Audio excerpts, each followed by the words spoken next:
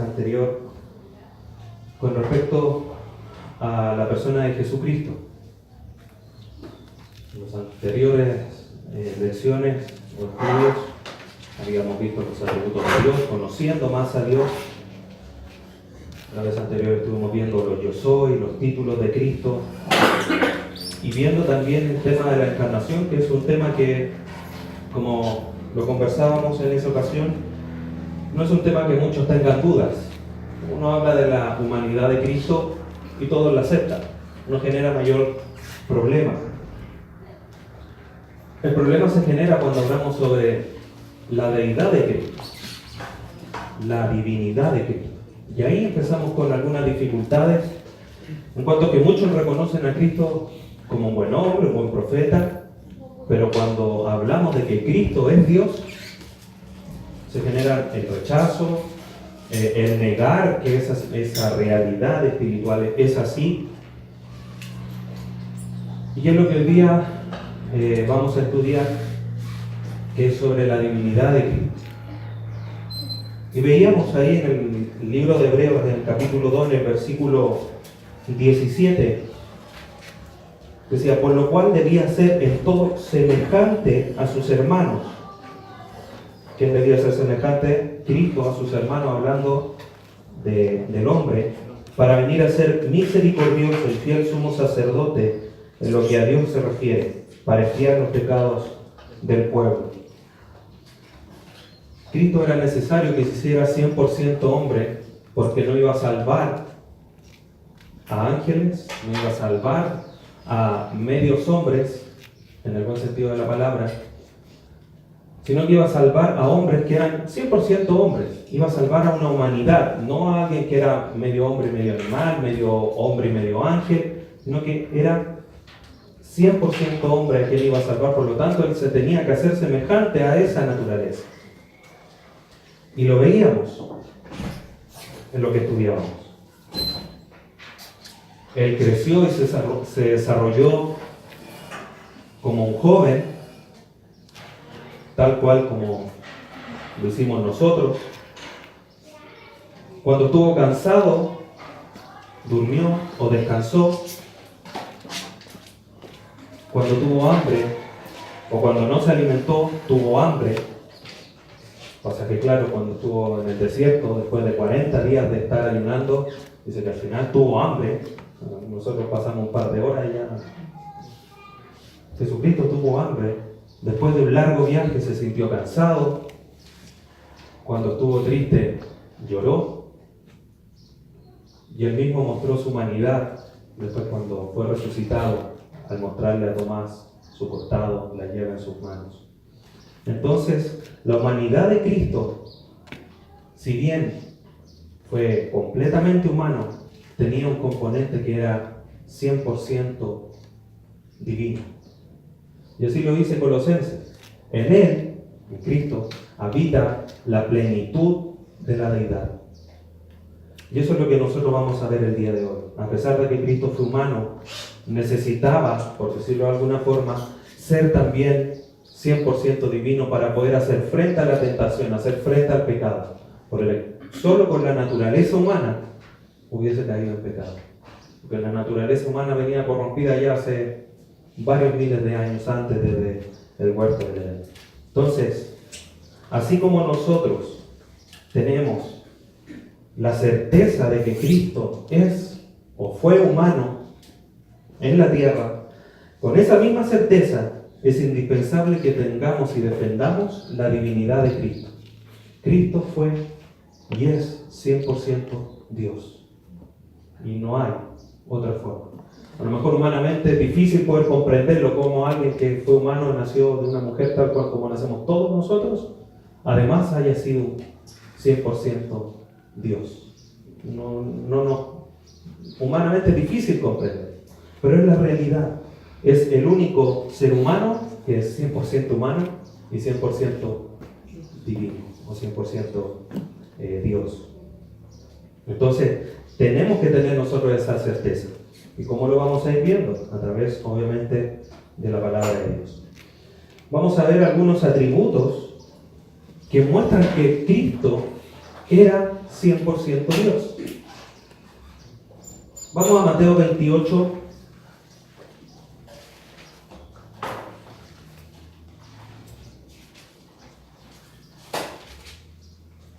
Mateo 28, 18.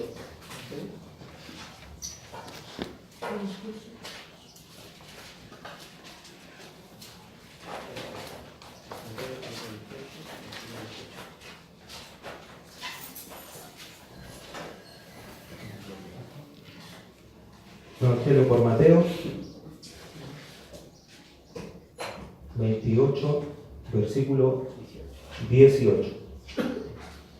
Y Jesús se acercó y les habló diciendo: toda potestad me es dada en el cielo y en la tierra. ¿De qué habla esto? De la autoridad. Una autoridad absoluta y soberana. No dice, me dieron un poco de potestad. Dice, toda potestad me da en el cielo y en la tierra. Jesucristo es soberano. Recordando otro pasaje, cuando iban en la embarcación, los discípulos se desesperaron porque hubo una tormenta. Señor, nos hundimos. El Señor habló, la tempestad se aquietó y ellos quedaron asombrados. La creación está en su autoridad, que esta la creación sea sumisa a la voz de Jesucristo. Él es soberano y tiene esa autoridad absoluta sobre todo, sobre todas las cosas creadas y sobre toda la humanidad. Bueno, la humanidad también cabe dentro de todo lo creado. Así que Dios es soberano, o sea, Jesucristo es soberano. ¿Quién otro es soberano? Dios. Dios es soberano. Tienen la misma naturaleza. Segundo, primer libro o primera carta de Juan, capítulo 1.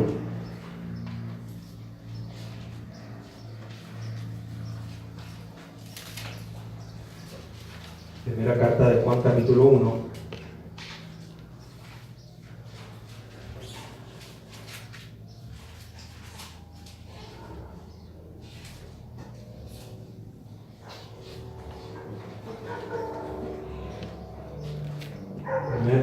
Primera carta de Juan 1, versículo 1 y 2. Dice, lo que era desde el principio, lo que hemos oído, lo que hemos visto con nuestros ojos, lo que hemos contemplado, y palparon nuestras manos tocante al verbo de vida, porque la vida fue manifestada y la hemos visto, y testificamos y os anunciamos la vida eterna, la cual estaba con el Padre y se nos manifestó. ¿Quién era la vida eterna? Cristo. ¿A quién se manifestó? Obviamente aquí Juan hablando como al grupo de discípulos, él estaba presente ahí, y se nos manifestó la vida eterna, la que estaba con el Padre. Y ese es Cristo. Cristo es eterno. En el Evangelio por Juan dice, en principio era el Verbo, y el Verbo era con Dios, y el Verbo era Dios. Entonces Jesucristo es la vida del Padre, y la vida que el Padre da es vida eterna. Por lo tanto, Jesucristo es eterno.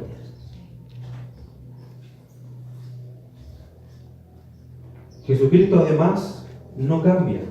Y a lo mejor aquí empezamos con alguna dificultad, pero si fue humano, en el monte de la transfiguración tuvo un cambio. Después cuando se presentó ya no tenía un cuerpo humano real como el de nosotros porque atravesaba murallas.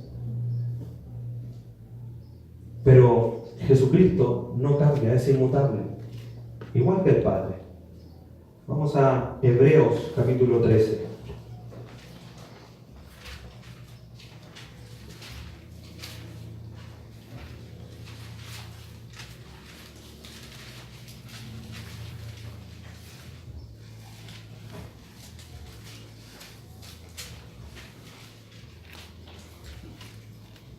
Hebreos 13, versículo 8. Aquí el autor de este libro es enfático y dice: Jesucristo es el mismo ayer y hoy y por los siglos. No hay duda. Fue el mismo ayer, el mismo hoy día, y va a ser el mismo mañana, pasado mañana y en 200 años. Entonces, nosotros no debemos, por su estado humano, llegar a pensar que Él cambió. Porque su esencia, en lo que Él es, en su naturaleza, Él sigue siendo el mismo. Con la misma autoridad, con la misma deidad, con la misma soberanía, con el mismo poder. Cuando Él tomó, y lo vimos en la clase anterior, cuando Él tomó forma humana, Él se despojó a sí mismo. Él renunció. Dijo, yo no voy a usar mis capacidades, mi autoridad, mi poder. Él lo demostró en cierta forma, haciendo milagros, con su palabra de autoridad. Pero Él se despojó a sí mismo. Él no perdió. Y eso de repente no pensamos, dice que si Él se despojó porque dejó de ser Dios. Y no, Él se despojó, Él tuvo como...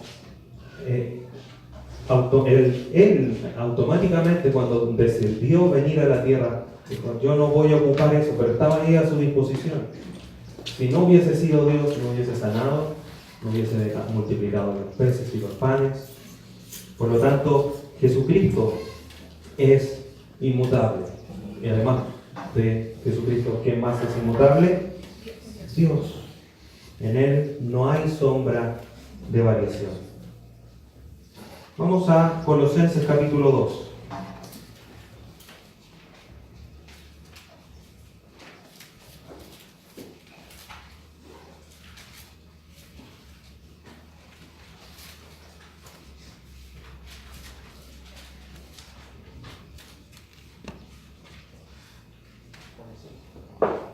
Versículos 2 y 3.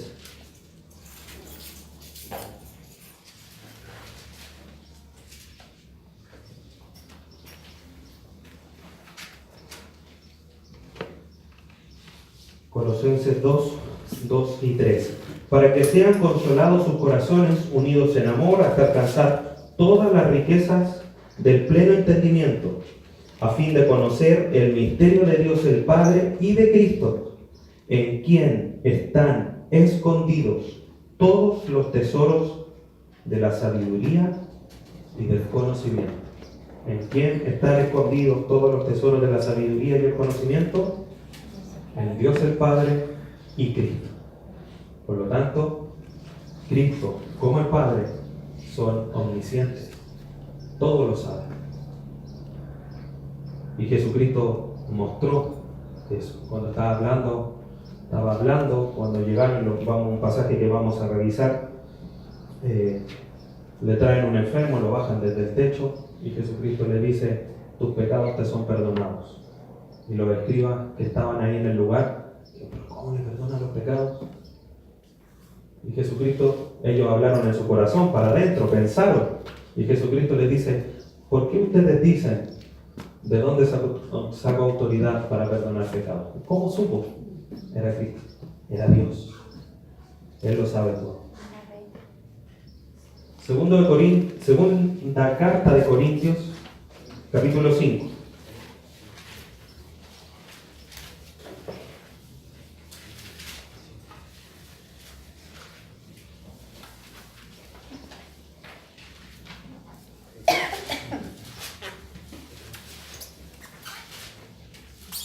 Segunda carta de Corintios, capítulo 5.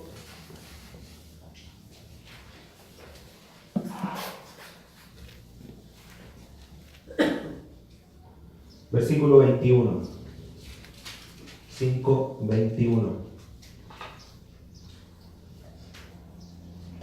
Al que no conoció pecado, por nosotros lo hizo pecado, para que nosotros fuésemos hechos justicia de Dios en él. Jesucristo, a pesar de que fue humano, 100% humano, fue 100% santo. 100%. No hubo pecado, ni una mancha, nada, ni una arruga, nada. Él se mantuvo perfecto y sin pecado aquí en la tierra. Y eso solamente porque es Dios. No hay otra forma. El humano, por ser humano, ya es pecador por su naturaleza. David lo relata en un salmo. Dice, tu embrión vieron, o sea, tus ojos, o mi embrión vieron tus ojos, y en pecado fui concebido. no de que la mamá ya estaba en pecado, sino que su naturaleza en el momento de la procreación ya era pecador por la naturaleza que tenía.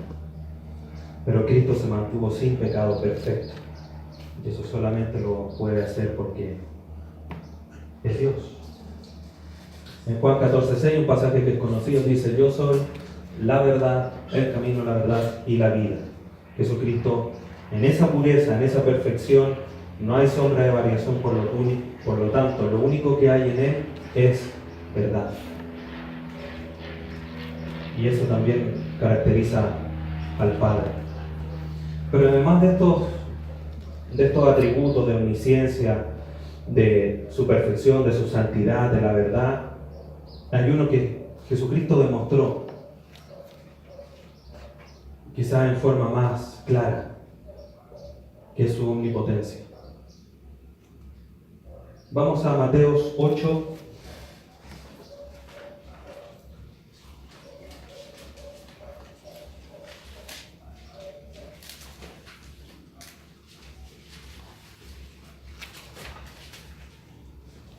(23 al 27).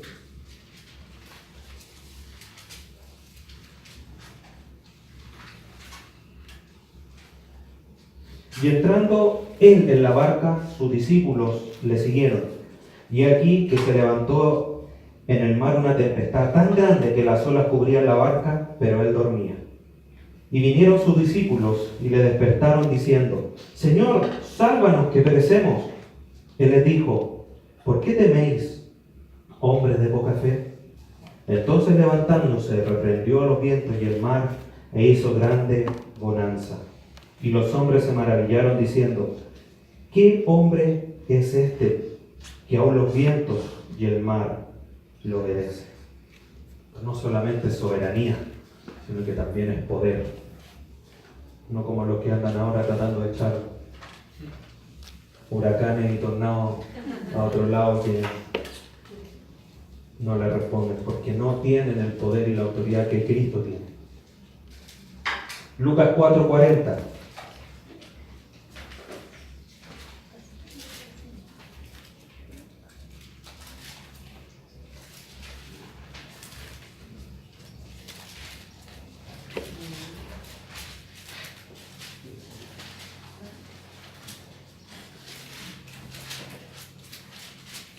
Jesucristo tenía poder sobre las enfermedades y las dolencias. Lucas 4:40. Al ponerse el sol, todos los que tenían enfermos de diversas enfermedades los traían a él. Y él, poniendo las manos sobre cada uno de ellos, los sanaba. Tiene autoridad sobre las dolencias y las enfermedades. Pero mire unos versículos anteriores, del 33 al 36 del mismo capítulo. Dice: estaba en la sinagoga un hombre que tenía un espíritu de demonio inmundo, el cual exclamaba a gran voz y diciendo: déjanos, ¿qué tienes con nosotros, Jesús Nazareno? ¿Has venido para destruirnos? Yo te conozco quién eres, el Santo de Dios. Y Jesús le reprendió diciendo: cállate y sal de él.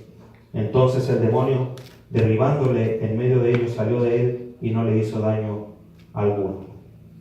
Hasta los demonios se sujetan al poder y autoridad de Jesucristo. Nada se sujetaba a él. Incluso la muerte. Juan, capítulo 11. Juan 11, 43.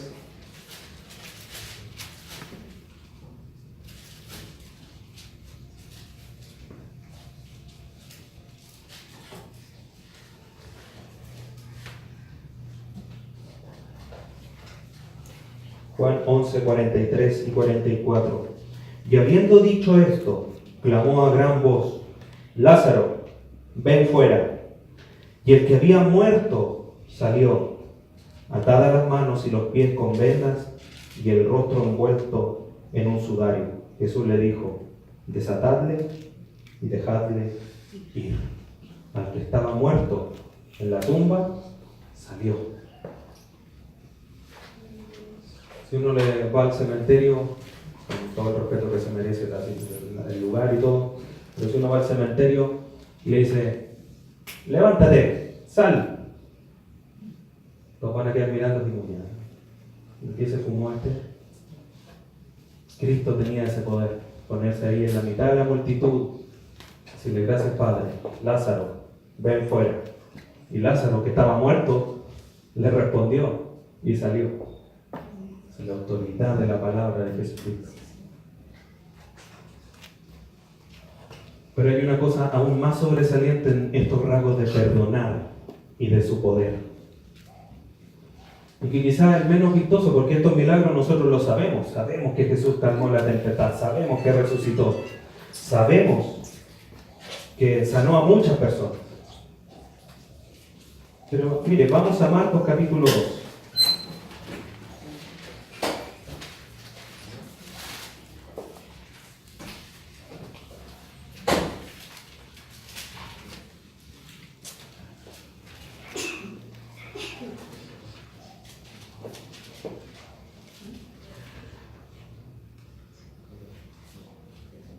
Un pasaje largo, no lo vamos a leer.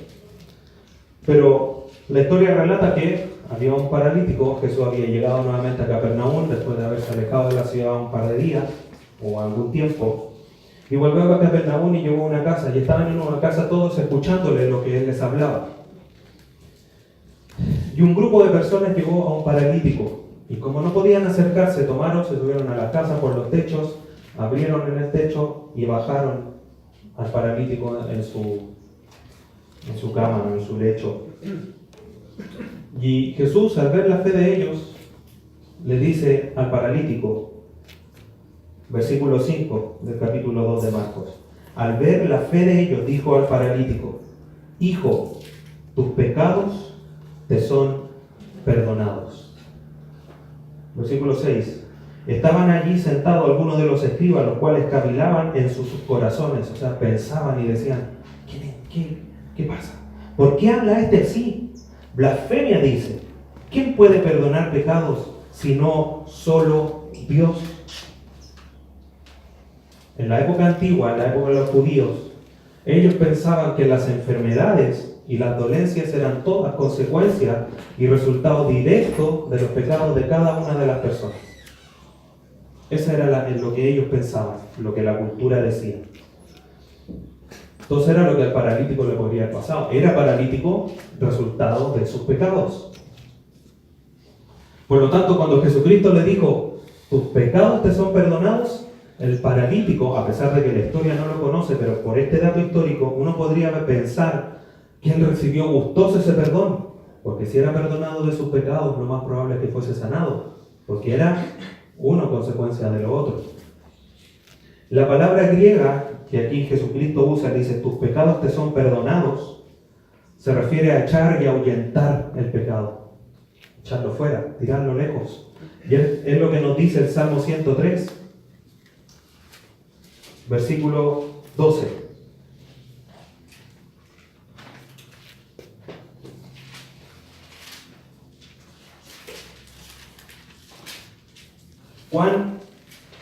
¿Cuánto está lejos el oriente del occidente? Hizo alejar de nosotros nuestras rebeliones.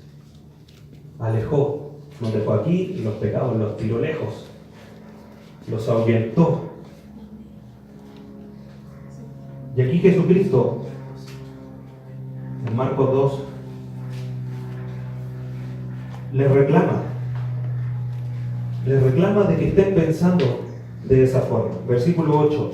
Y conociendo luego Jesús en su espíritu que cavilaban de esta manera dentro de sí mismos, les dijo, ¿por qué caviláis así en vuestros corazones? ¿O por qué dudáis? ¿Por qué pensáis de esa forma?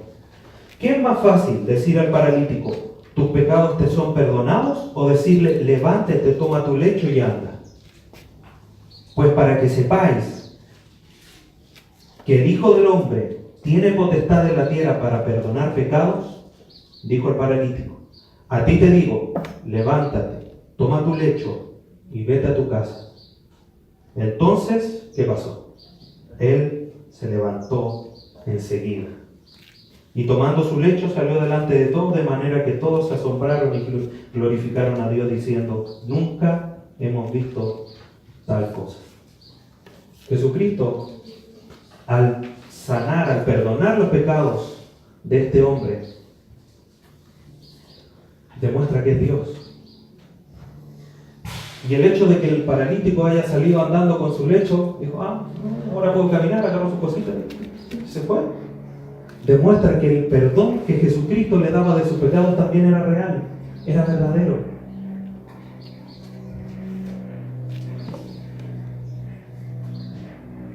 Por lo tanto, Cristo tiene la autoridad para perdonar pecados aquí en la tierra. La tiene. Entonces, haciendo el mismo ejercicio que hacíamos en forma anterior. ¿Cristo perdonó pecados? Amén, aquí lo vimos. Pero ¿quién es el único que puede perdonar pecados? Dios, lo dice el versículo 7. ¿Quién puede perdonar pecados si no solo Dios? Los escribas eran conocedores de la ley. Sabían que solamente Dios era el que podía perdonar pecados, nadie más. Por lo tanto, si Cristo perdonó pecados y solo Dios puede perdonar pecados, Cristo es Dios. Cristo es Dios. No hay duda de eso.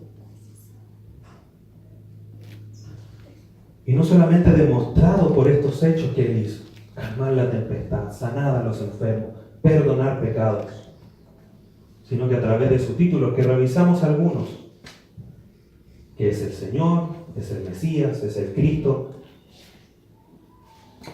Pero mire lo que dice Mateo, capítulo 1.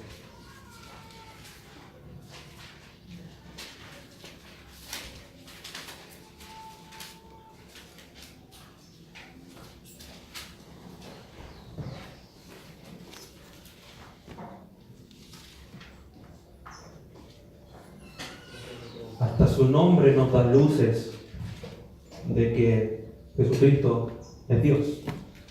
Mateo 1:23. He aquí, una virgen concebirá y dará a luz un hijo, y llamará su nombre Emmanuel, que traducido es Dios con nosotros. ¿Cómo se llamaba Cristo? Emmanuel, que en hebreo significa Dios con nosotros. Su nombre nos da claramente que Él es Dios. Era su título. En el pasaje de Filipenses 2, donde dice que Cristo descendió, se hizo semejante a los hombres y se hizo obediente y obediente hasta la muerte. Después, en los versículos 10 y 11 de ese capítulo, dice que Él fue exaltado sobre lo sumo, para que todos lo reconozcan como Señor. Y ese título de Señor se refiere a la instancia y al derecho absoluto de gobernar sobre todas las cosas. Un derecho que está sobre todo. Él ya es soberano, pero le dieron un título que es mayor. Y en el Nuevo Testamento denota que es algo incondicional. O sea, que no depende de que alguien haga algo. Porque Él es nada más. Jesucristo, cuando vino a morir aquí a la cruz, sabe que por ese hecho fue aún más glorificado. No porque necesitara más gloria, pero solamente por la muerte en la cruz del Calvario. Como leímos en Hebreos 2, Él puede ser llamado el perfecto sumo sacerdote. Si no hubiese muerto en la cruz del Calvario, no podría tener ese título. Cuando Él vino a la tierra a rescatarnos, su nombre fue puesto aún más en lo alto, porque fue reconocido aún más con títulos que en la deidad no podría haber tenido. Y ese es Cristo, puesto en lo sumo, en el señorío de todo, para que ante Él, como dice Filipenses, se doble toda rodilla. Y eso no tiene que ver con el acto físico de arrodillarse, sino que tiene que ver con el reconocimiento de que Él es Señor, de que Él es Dios. Veíamos también ahí en Juan capítulo 8 cuando Él dice, yo soy. Dice yo soy, nada más. Vimos algunos otros yo soy en ese estudio. Pero ¿quién más utiliza yo soy? Jehová, el Dios del Antiguo Testamento, que es el mismo del Nuevo, por supuesto. El Dios de los judíos. Por eso le querían matar.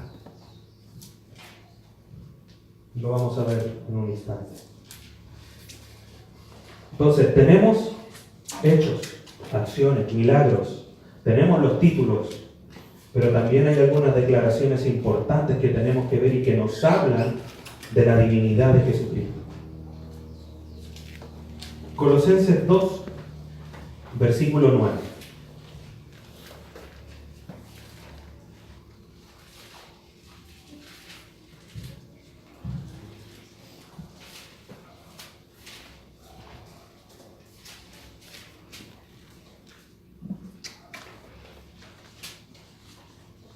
Colosenses 2:9. Porque en Él, en Cristo, habita corporalmente toda la plenitud de la deidad. Pasaje clave. Si alguien nos dice, Cristo no fue Dios, mentira. Colosenses 2:9, porque en Él habita toda la plenitud de la deidad. La iglesia de Colosas estaba en la región de los griegos. Y los griegos pensaban que todo lo que era materia, lo que se podía palpar, era malo. Y el espíritu era bueno. Por lo tanto, en el pensamiento de los griegos no había posibilidad de que Dios hubiese tomado forma humana. Porque el espíritu es bueno y la materia es mala. No podía haber esa dualidad. Pero Pablo aquí les dice enfáticamente, porque en Él habita la plenitud de la deidad. Recalcándole la realidad de la encarnación de Cristo, de que fue humano, pero también era 100% divino. Hebreos, capítulo 1. Pasaje que en su momento estudiamos cuando estábamos viendo y estudiando sobre la palabra de Dios, pero hoy día nos revela algo importante. Hebreos, capítulo 1, del 1 al 3. Dice, Dios habiendo hablado muchas veces y de muchas maneras en otro tiempo a los padres por los profetas, en estos postreros días nos ha hablado por el Hijo, a quien constituyó heredero de todo y por quien asimismo hizo el universo. El cual, ¿quién es ese el cual? El Hijo, Cristo. El cual, siendo el resplandor de su gloria y la imagen misma de su sustancia, y quien sustenta todas las cosas con la palabra de su poder, habiendo efectuado la purificación de nuestros pecados por medio de sí mismo, se sentó a la diestra de la majestad de las alturas. Dice, siendo el resplandor. La palabra griega resplandor, aquí uno entiende como que fuese un reflejo, como que se entiende de esa manera, pero la palabra griega expresa la idea de alguien que emite luz, que brilla con luz propia. Llevándolo a lo terrenal. ¿La luna emite luz? No. ¿Cuál es la luz que emite? Refleja la del sol, ¿no es cierto? Bueno, eso es lo que no pasa con Cristo. Cristo no refleja la luz de Dios. Cristo emite la misma luz de Dios. Entonces cuando aquí dice, siendo el resplandor de su gloria, como que dijera, Él emite la misma gloria del Padre y la imagen misma de su sustancia, o sea, era el mismo Dios. Hoy día Jesucristo es el mismo Dios. Y irradian y muestran, manifiestan la misma naturaleza del Padre.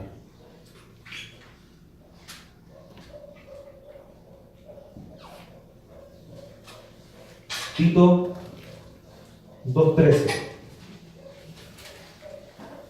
Una hoja más adelante de donde estaba.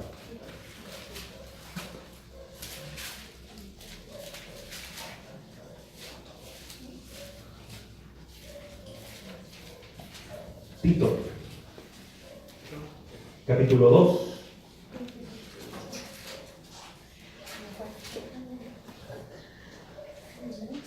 Tito capítulo 2, versículo 13.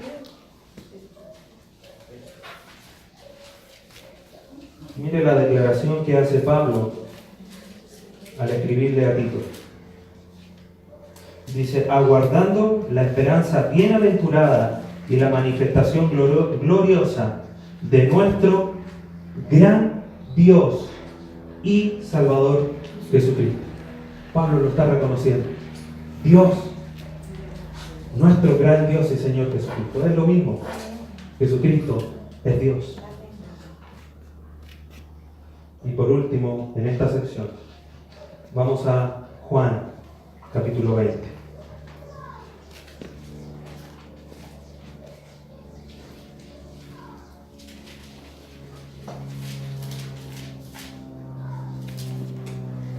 ¿Se acuerda de Tomás? El discípulo incrédulo. Se le aparecen los discípulos después le cuentan a Tomás, y Tomás dice, cuando yo no lo vea y le ponga el dedo en la herida, yo no voy a creer que he resucitado.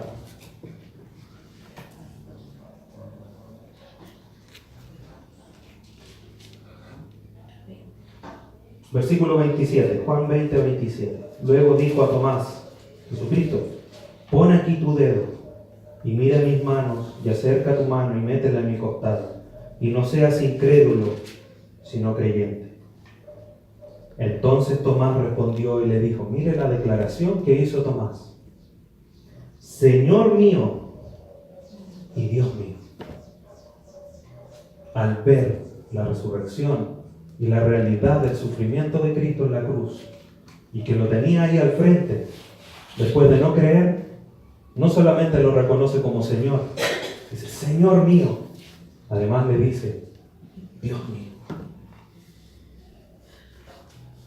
Estas declaraciones establecen sin lugar a duda que Jesucristo es Dios. Y los judíos no se perdieron estas afirmaciones. Los judíos la escucharon. Y por eso querían apedrearle. Por eso querían matarlo. Lo andaban persiguiendo. No era porque fuera bueno. Era porque decía que Él era Dios. Vamos a Levíticos 24.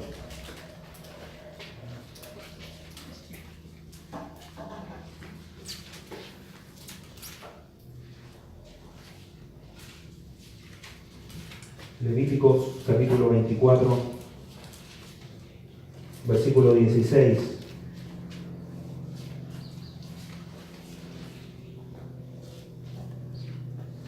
Y los judíos, según la ley, si uno lo mira fríamente, estaban actuando de buena manera. Levíticos 24, 16.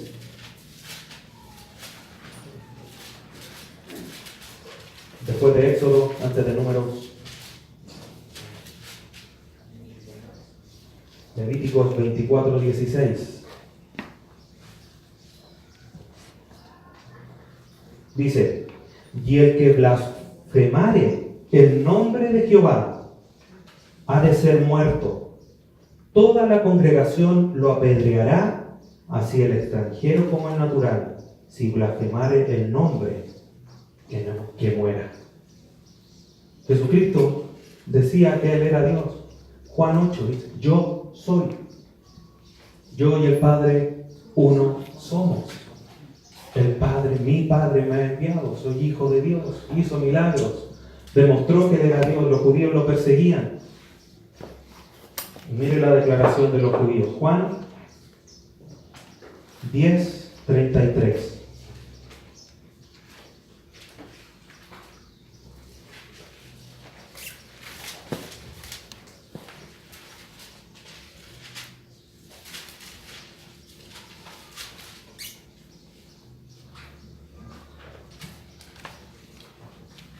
Juan 10, vamos a leer el 31 para entender el contexto. Juan 10, 31. Entonces los judíos volvieron a tomar piedras para apedrearle. De hecho, en el versículo 30 dice, yo y el Padre uno somos. Entonces los judíos volvieron a tomar piedras y decían, no, este ya está blasfemando el nombre de Dios. Y Jesús le respondió, versículo 32, muchas buenas obras os he mostrado de mi Padre. ¿Por cuál de ellas me apedreáis? ¿Y qué es lo que le dijeron los judíos? Le respondieron los judíos diciendo, por buenas obras no te apedreamos, sino por la blasfemia, porque tú, siendo hombre, te haces Dios. La tenían clarita los judíos. El problema es que no supieron distinguir que Jesucristo realmente era Dios, que en Él habitaba la plenitud de la deidad. Y Él declaró ser la autoridad divina sobre la ley cuando le explicó en el monte, en el sermón del monte, ahí en Mateo, dijo, yo no vengo a abrogar la ley, sino que a cumplirla, a llenarla. Y Él le dijo, después de esa frase, les empezó a reexplicar, a reinterpretar la ley. Oíste que fue dicho, no adulterarás, mas yo digo que el que deseare en su corazón ya adulteró. Les reinterpretó la ley, porque Él vino a cumplir la ley, a cumplirla en el sentido de llenarla, de satisfacer lo que la ley requería para que el hombre fuese salvo. Pero eso los judíos no lo entendían.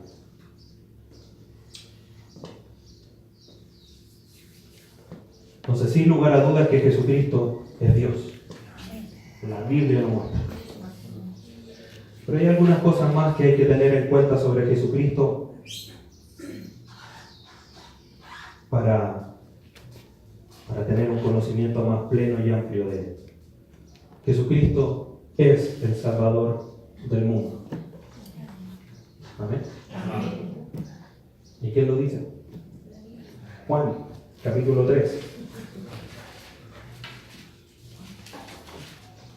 Todos nos sabemos Juan 3:16. De tal manera amó Dios al mundo que ha dado su Hijo unigénito. Pero mire lo que dice el versículo 17. Juan 3:17.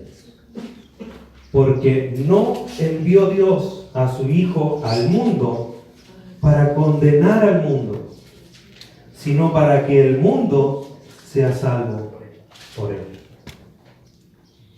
Como escuchamos en el Congreso, creo que gracias, la gracia de Dios manifestada, el amor de Dios. Cristo es el Salvador del mundo. El problema es que lo rechazan y por eso se condenan.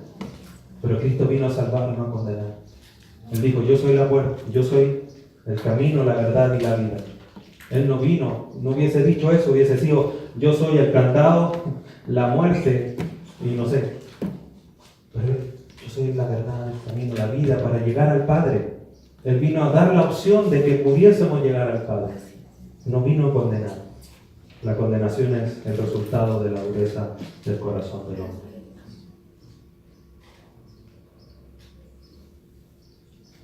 Vamos a Juan, el mismo libro de Juan en el capítulo 1.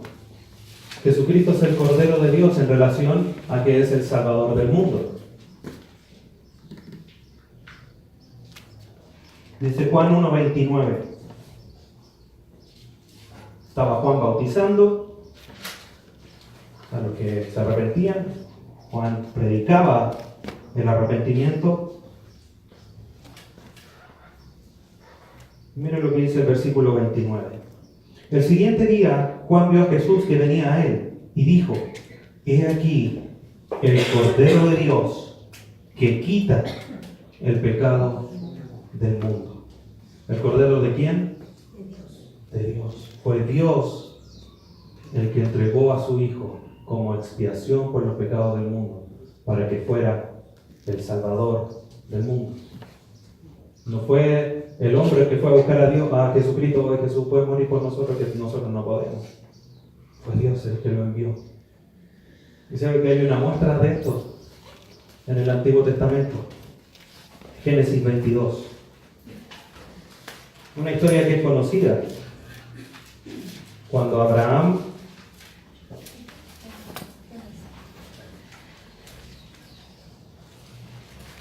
va a sacrificar a su hijo.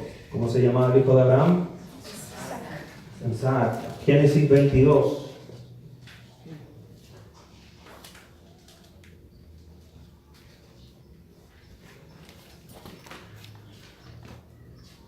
Esto merita que lo leamos completo. Versículo del 7 al 14.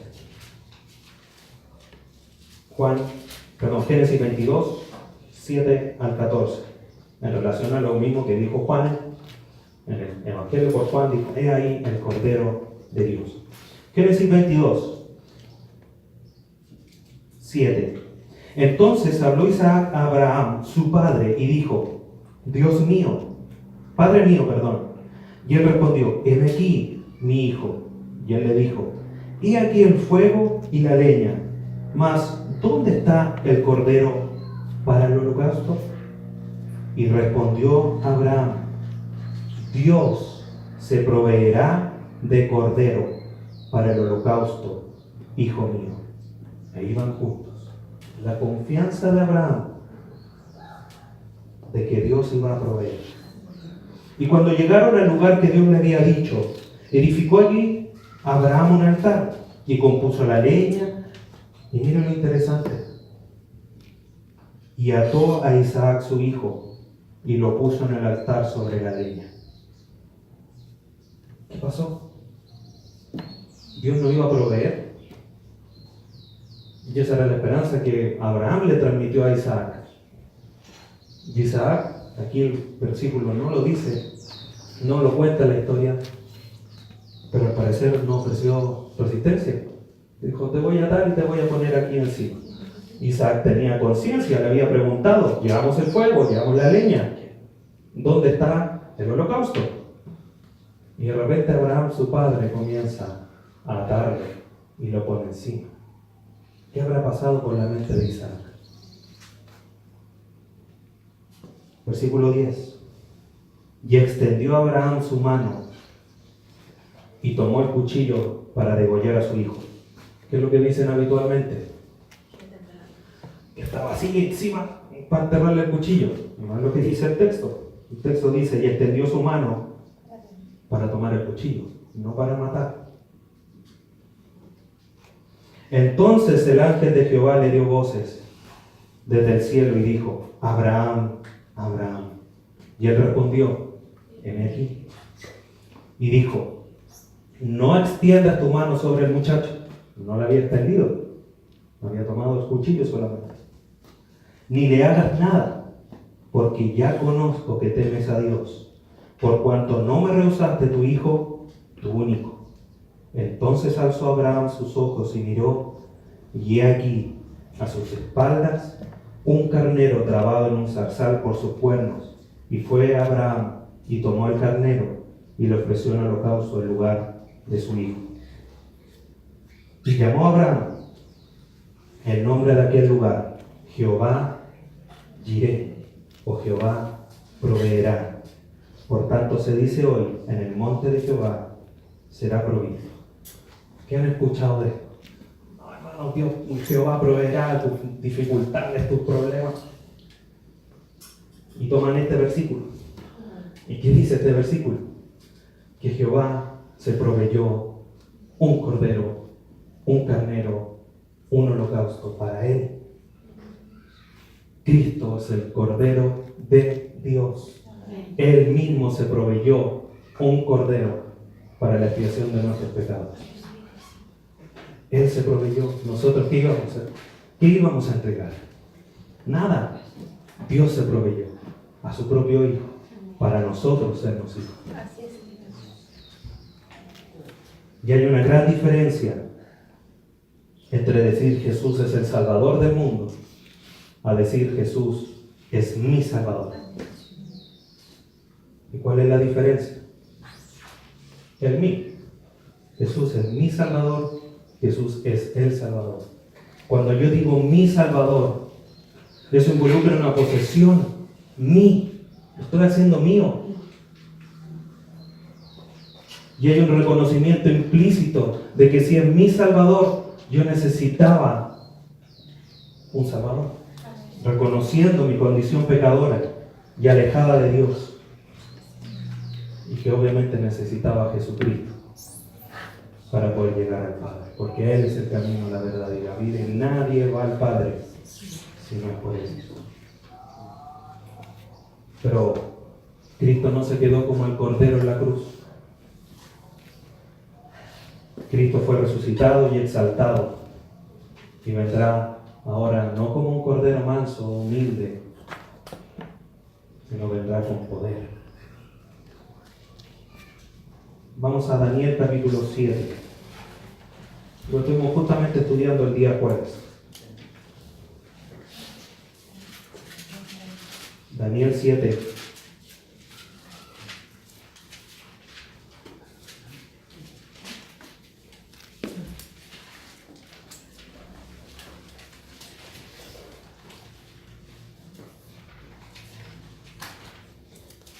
(14) 13 y 14. Daniel 7, 13 y 14.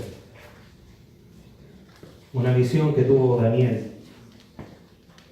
Dice: miraba yo en la visión de la noche, y he aquí con las nubes del cielo venía uno como un hijo de hombre. ¿A qué se le llama hijo de hombre?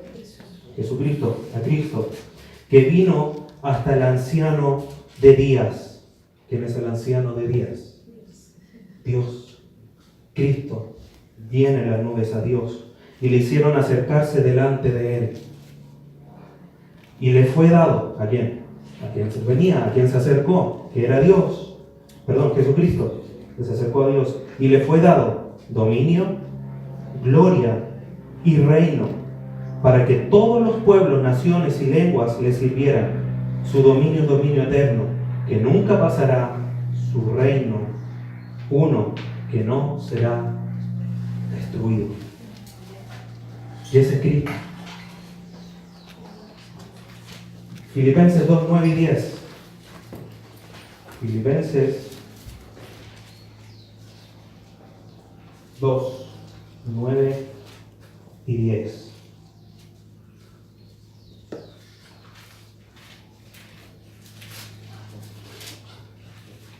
Lo que dice Pablo aquí. Filipenses 2, 9 y 10. Por lo cual, ese por lo cual nos habla de todo lo anterior. Lo anterior dice que no escatimó al ser igual a Dios como cosa que aferrarse, sino que se despojó a sí mismo, haciéndose hombre, obediente hasta la muerte y muerte de cruz. Dice: por lo cual, por esa razón, Dios también lo exaltó hasta lo sumo y le dio un nombre que es sobre todo nombre, para que en el nombre de Jesucristo se doble toda rodilla de los que están en los cielos y en la tierra y debajo de la tierra, y toda lengua le confiese que Jesucristo es el Señor, para gloria de Dios Padre. ¿Ya dónde está Jesucristo ahora? Lo leíamos en Hebreos 1:3. El cual, siendo el resplandor de su gloria y la imagen misma de su sustancia, y quien sustenta todas las cosas con la palabra de su poder, habiendo efectuado la purificación de nuestros pecados por medio de sí mismo, se sentó a la diestra de la majestad de las alturas. Cristo resucitó. No podemos dejarlo en la cruz. Cristo resucitó. Está con el Padre. Ha sido exaltado a lo sumo. Sentado a la diestra de Dios. ¿Y cómo vendrá Jesucristo?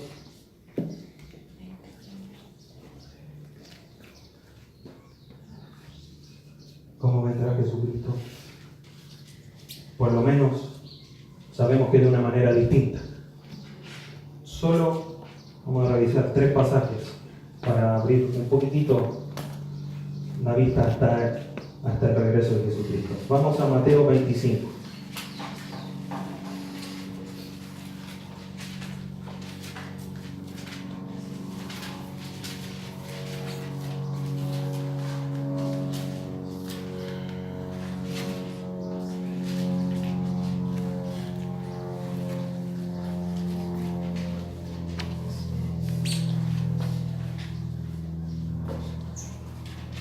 Mateo 25, 31. Mire lo que dice. Cuando el Hijo del Hombre venga en su gloria y todos los santos ángeles con él, entonces se sentará en su trono de gloria. Cuando el Hijo de Dios venga en su gloria. Ya no va a dejar la gloria de lado. Lo vimos la semana anterior. Cuando Jesucristo vino, Se despojó de esa gloria, de la relación que tenía con el Padre, de esa autoridad, de ese poder. Ahora no, va a venir en su gloria, tal como Él es. Segundo, Hechos 1:11. Pues solo un pincelazo bien suave de la venida de Jesucristo, pero para que comprendamos y vayamos terminando. Hechos 1:11.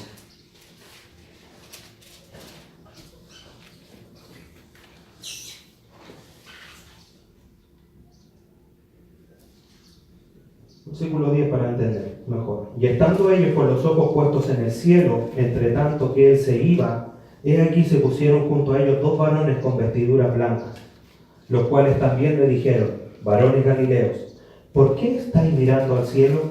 Este mismo Jesús que ha sido tomado de vosotros al cielo, así vendrá como la habéis visto ir al cielo. ¿Cómo fue levantado al cielo? En una nube. El versículo 9. Entonces cuando Jesucristo venga, va a venir en una nube. Pero no como un cordero, sino que en su gloria y con toda la autoridad.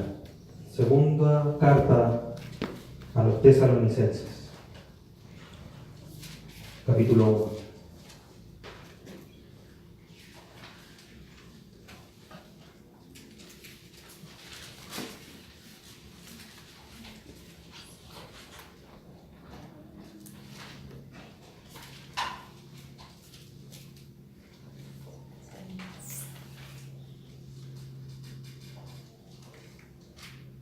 Segunda carta a los Tesalonicenses, capítulo 1, versículos 7 al 10.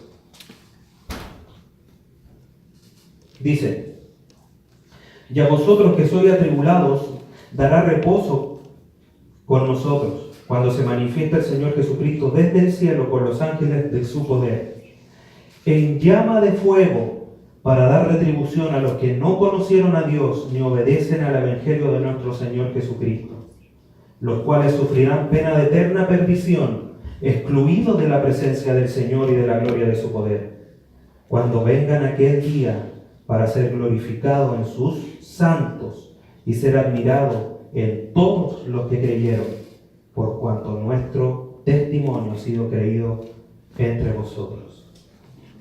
Cuando venga Jesucristo, se va a glorificar en sus santos, en los que han creído. Pero ¿cómo va a ser para los que no han creído en Él? Ya no va a ser el manso cordero que les dejó la puerta abierta. Dice que en llama de fuego, para dar retribución a los que no le conocieron ni le obedecen. Ya no va a ser igual. Por lo tanto, Jesucristo es Dios. Amén. Jesucristo es Dios. Él es nuestro Salvador. Él es el Rey. Tiene toda autoridad. Gobierna sobre todas las cosas. Entonces, hermanos, ¿cómo nos estamos preparando? ¿Cómo podemos prepararnos para la venida, para la segunda venida? Nosotros como iglesia sabemos que vamos a ser arrebatados. Él no va a venir por nosotros nos vamos a levantar de acá. Amén. Amén. Amén. ¿Cómo nos estamos preparando para esa cosa? Si usted sabe que el otro sábado tiene un matrimonio, ¿qué es lo que hace? Él viene en la tarde de la peluquería, la hermana, los hombres el viernes empezamos a afeitarnos, para no estar con la cara roja después. ¿Qué tal no me voy a poner si no tengo ninguna vestimenta? Voy y compro, lustro los zapatos, lavo hasta el auto, dejo todo preparado, todo listo. Y para la ocasión de que cuando Cristo nos llama a su presencia, ¿cómo nos estamos preparando? Cristo ya no va a venir y va a decir: no importa, yo morí por ti. Esto va a venir con autoridad. Quizás la salvación la tenemos. Y gloria a Dios por eso, porque si no, no tendríamos nada seguro. Pero ¿cómo nos estamos preparando? Vamos a segunda carta de Pedro. Mire lo que nos dice el apóstol en su carta, en su segunda carta, capítulo 3.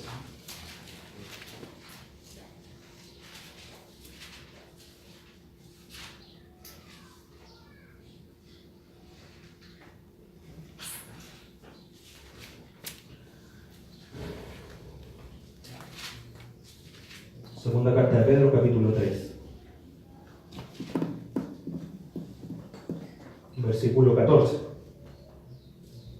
Justamente Pedro le está hablando de esta venida del Señor Jesucristo. Y le dice en el capítulo 14, por lo cual, o sea, a razón de que Jesucristo viene, por esta razón, oh amados, estando en espera de estas cosas, de que Cristo venga por nosotros, procurad con diligencia ser hallados por Él, sin mancha e irreprensibles, en paz. ¿Quieres saber cómo prepararte para la venida de Cristo? Procura con diligencia ser hallado sin mancha e irreprensible, en paz. ¿Con quién? Con Él. Con Él primero y también con sus santos, con todos nosotros. Ahora, otra pregunta para ir terminando. Si nos tenemos que preparar de esa forma, ser hallados sin mancha, sin mancha, irreprensible o sin arruga, en paz, ¿qué podemos hacer por mientras Él regresa para reconocer quién es Él? Porque Él no va a ser Dios desde que cuando vengan adelante. Él ya es Dios. ¿Qué hacemos nosotros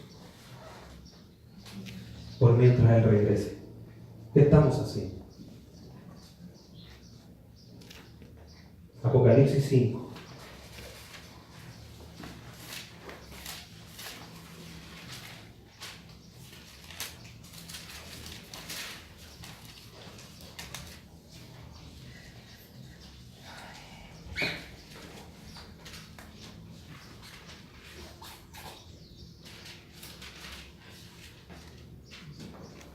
Apocalipsis 5.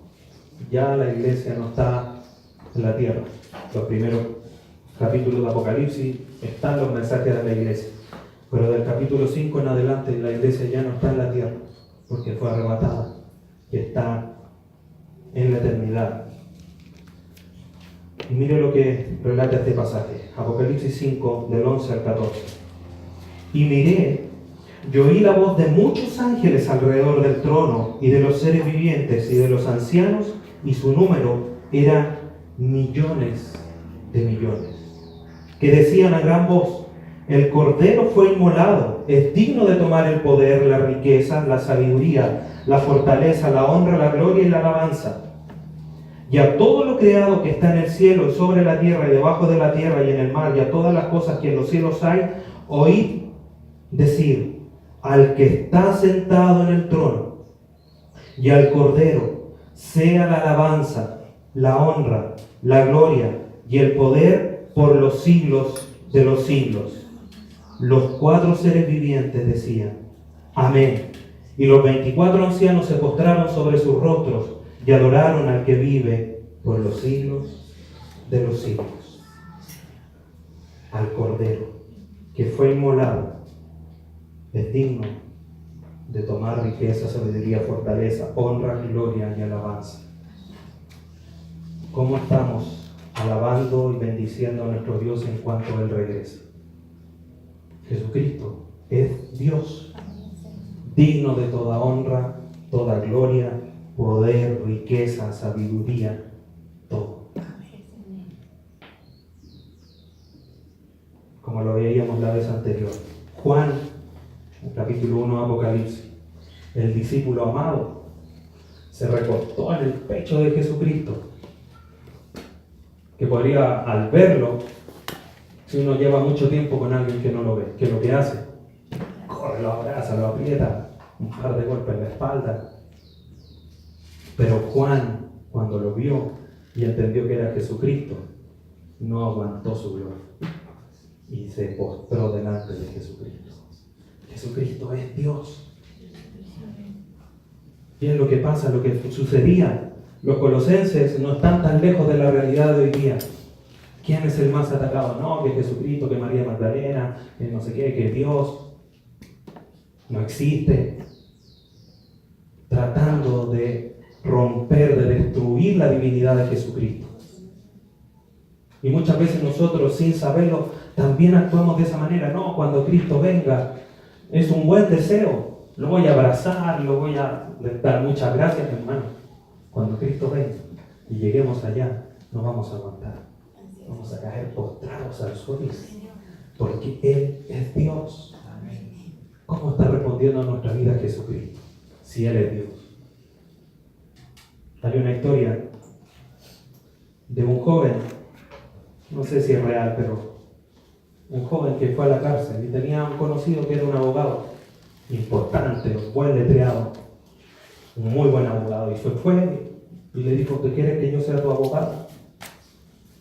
No, a mí ya me ofrecieron, yo no necesito, que yo soy inocente, no necesito nada, gracias, pero no. Y le decían: ¿tú necesitas un abogado? ¿Necesitas un abogado para salir de aquí? ¿No vas a salir solo? No, si yo soy inocente, yo no he hecho nada. No. Con el transcurso de los días de la investigación, el joven empezó a decir: la verdad parece que necesito un abogado. Hasta que llegó el día del juicio. Y cuando salió de su sede, lo llevaron ante el tribunal, iba preocupado.